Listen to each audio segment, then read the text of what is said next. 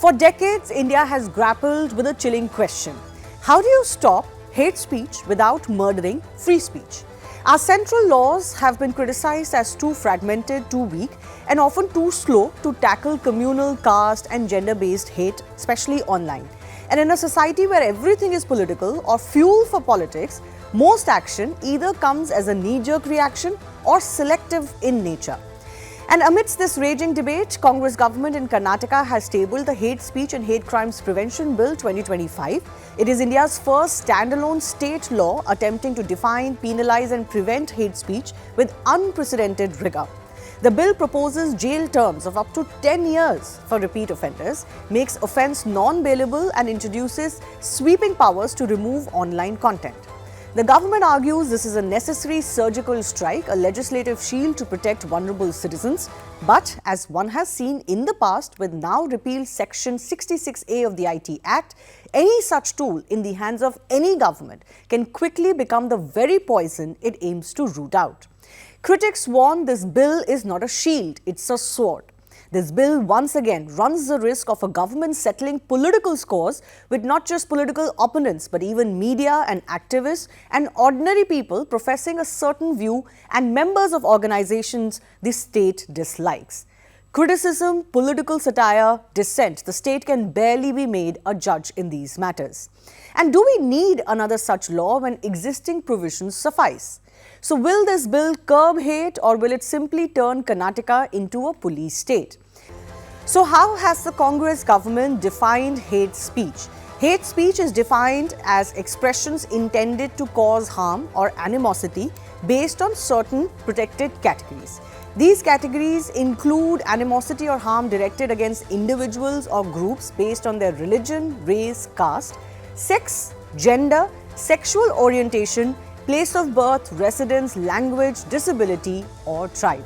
The act of hate speech is committed by making, publishing, circulating, or promoting such content. It also includes inciting, abetting, or attempting to engage in such speech. But some of the points in the bill have sparked a massive debate and have become a bone of contention.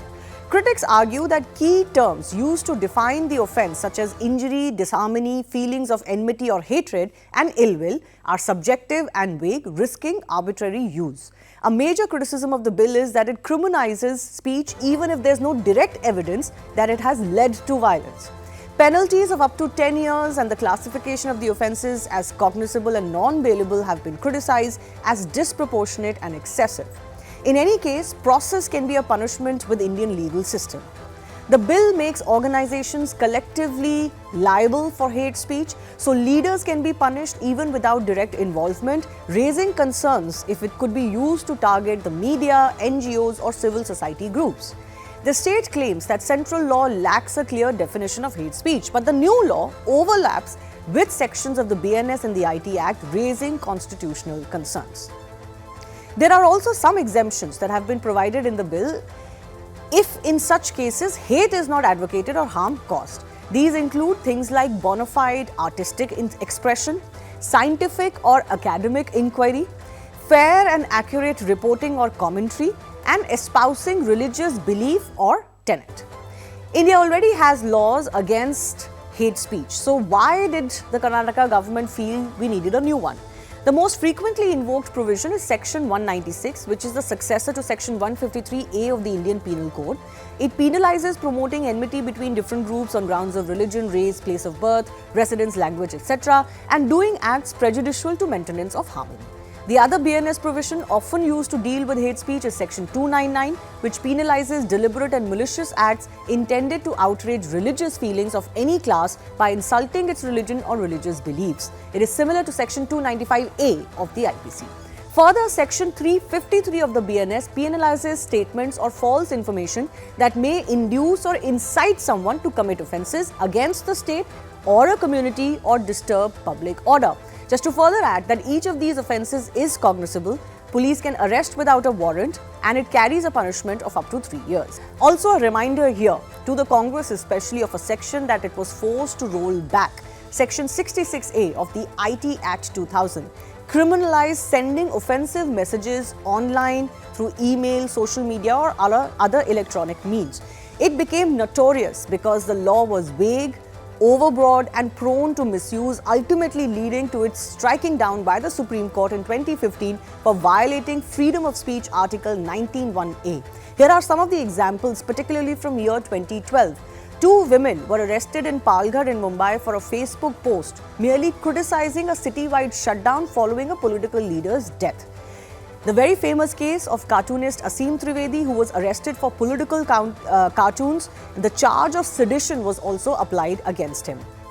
Ravi Srinivasan became the first Indian case arrested for a tweet in which he had commented on the wealth of politician Karti Chidambaram. Professor and aged neighbor were arrested in Bengal at night for sharing an email containing a cartoon critical of Mamata Banerjee. So is this new bill that is being proposed in Karnataka merely a reminder of what has already transpired in India?